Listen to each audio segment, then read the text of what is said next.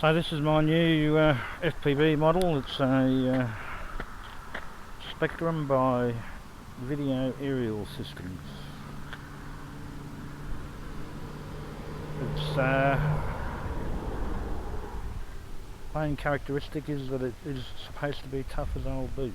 So, given my previous experiences, it's going to need to be.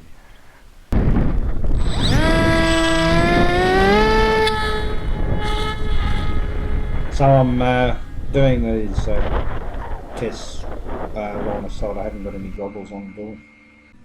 So it's immediately apparent that I've got the centre of gravity set too far back. It's really very pitchy.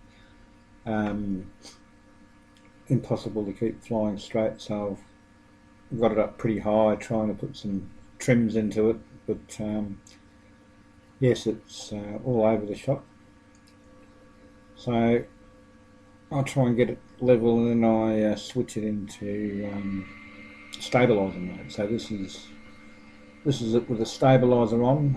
Even the small amount of corrections that the stabiliser's applying are very jerky, as you can see, up and down.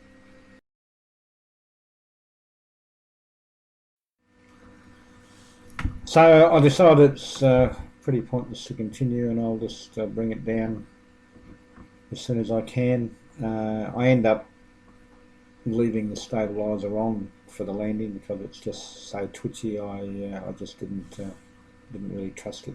So.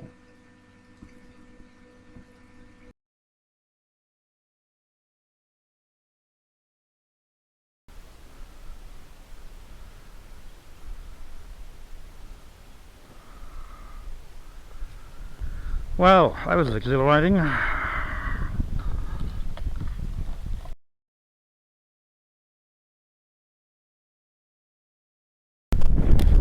Okay, so I've dumbed down the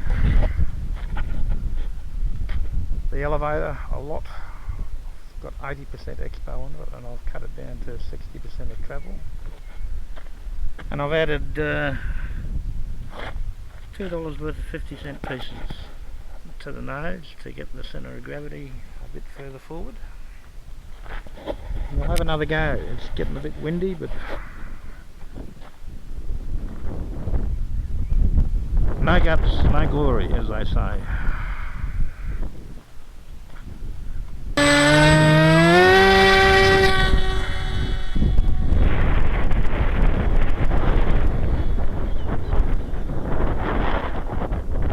Well, that's a bit better.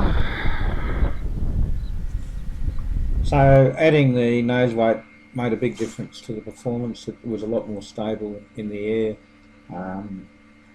I added a bit too much. The centre of gravity is a bit further forward than recommended by Alex in his video, so I've got to hold it up a little bit with the elevator, but I'm pretty happy with it. I can easily remove some of the weight.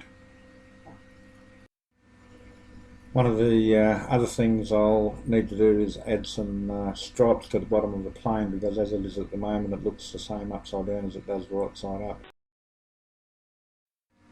I actually let the plane get a bit far away from me, and I lost orientation with the attitude. You can just see it going down behind that line of trees, and a few seconds later coming back up. I had no idea what I did to get it to come back up, but I'd pretty well written the plane off when I saw it go down behind the trees. But looking at the video from the nose camera, it's pretty obvious that there was some intervention from other powers, because I just don't know how this didn't hit the ground, and then when it pulled up, not hit the tree.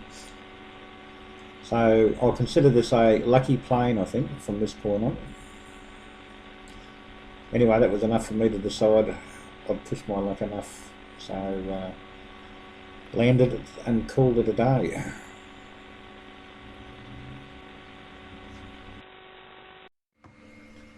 So I'm pretty happy with the way the Maiden went.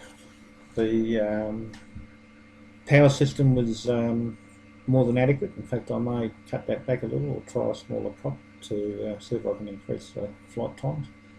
I'd highly recommend that you work to the recommended centre of gravity. I wish I had. And I also suggest that you make sure you can tell the bottom of the plane from the top of the plane at distance, because those little vertical stabilisers really aren't visible once it gets out beyond 100 metres. So, but yeah, no, so far I can't see anything wrong with it, and it certainly does look as tough as it's suggested that it is.